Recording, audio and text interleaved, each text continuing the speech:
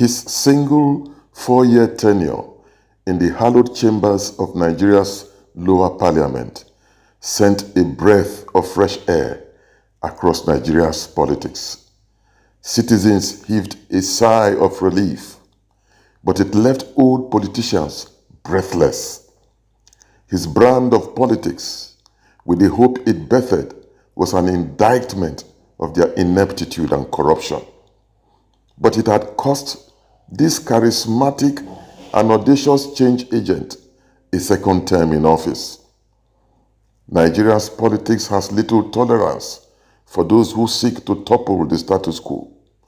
Who was this politician who left his fingerprints on Nigeria's politics?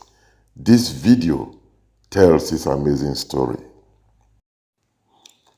In the heart of Nigeria's bustling capital city, Abuja, emerged a man whose faith and values bond with an unshakable resolve.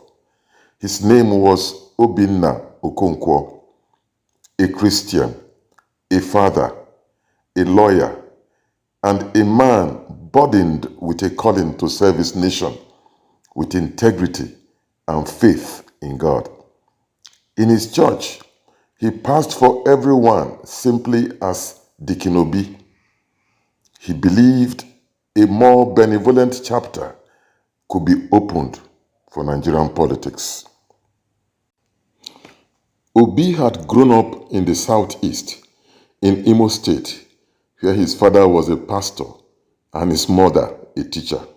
He was raised on biblical values, community service, and the quiet understanding that leadership was not about power or personal enrichment, but about stewardship.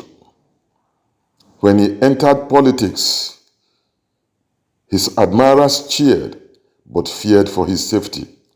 What many of them didn't realize was that Obi was cut from a cloth much tougher than they thought. Protagonists saw him as naive and ill-advised. The Nigerian political space was not a place, they argued, for idealists or men of God. Like oil and water, piety and politics didn't mix here. But Obi believed in something bigger than politics. He believed in the kingdom of God showcased on earth through justice, honesty, love, and service to humanity. He believed the time had come to put God back in Nigeria's godless politics. Against the odds, he got elected into the National Assembly after wrestling his victory from election thieves through the courts. He was a representative of his constituency in the House of Representatives, a diverse mix of Christians, Muslims, and traditionalists. His first term was marked by bold speeches and initiatives and controversial votes on topical bills. Obi quickly cast himself in the mold of a nonconformist. He refused bribes, exposed graft in oversight committees, and pushed for anti-corruption reforms in government ministries and parastatals. He quickly made enemies, not just among his colleagues in parliament, but even within his own party. Then came the flashpoint. Representative Obinna Okonkwo publicly opposed a proposed bill that would allow the federal government to allocate religious funds through a single National Religious Council, a body that many feared would give disproportionate control to a dominant religious faith. Obi raised a storm. He argued the bill was unconstitutional and dangerous in a multi-religious society, and cried out until he swayed public opinion to his side. The bill died. Obi's opposition was interpreted by some as targeted at a particular religious faith, even though he had never uttered a word of hate. The social media erupted. Mosques and churches debated his intentions. Some newspapers painted him as a religious zealot, while others lauded him as a defender of secular democracy. Then the threats started. First, anonymous texts and messages, then slanderous leaflets and posters in his hometown of Olu. One day his car was tailed by shadowy figures who wore hooded shirts. Frightening stuff were left in the compound of his office. His wife, Chioma, begged him to resign. "We didn't sign up for this," she cried one night, her eyes red from fear, tears, and exhaustion. "Obi, the children are scared," she lamented. That night, Obi knelt in prayer, alone in his study.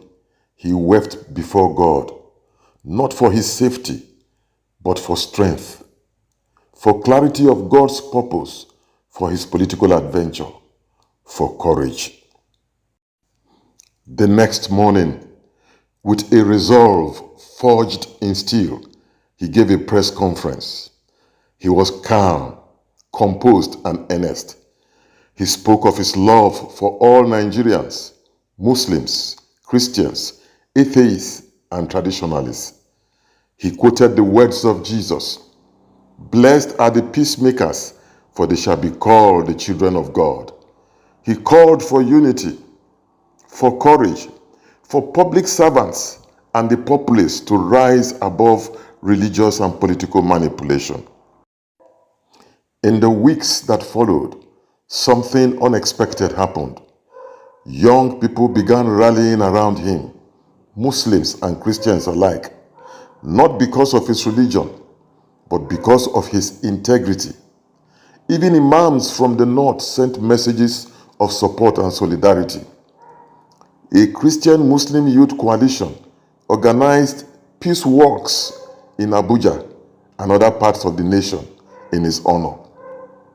The threats didn't stop, but now there was also hope that his message had taken root in many hearts. In the next election, Obi lost his seat. Yes, Nigerian elections are not designed for winning by the righteous, but he had won something greater, the hearts of millions of Nigerians. He had sparked a national conversation about faith, integrity, and responsible leadership. He was invited to speak in universities, mosques, and churches. He started a foundation that trained young people in ethical leadership, regardless of faith. Years later, a new generation of leaders, some Muslims, some Christians, would say they entered politics because of the courage of one man who stood like the proverbial light on a hill. One man who refused to let his light be hidden. So here is Obinna Okonkwo now. He remains what he always was, a servant, a believer, a patriot, a man who walked through fire with faith as his shield. Please share and subscribe to this series of many short stories coming your way. See you next episode.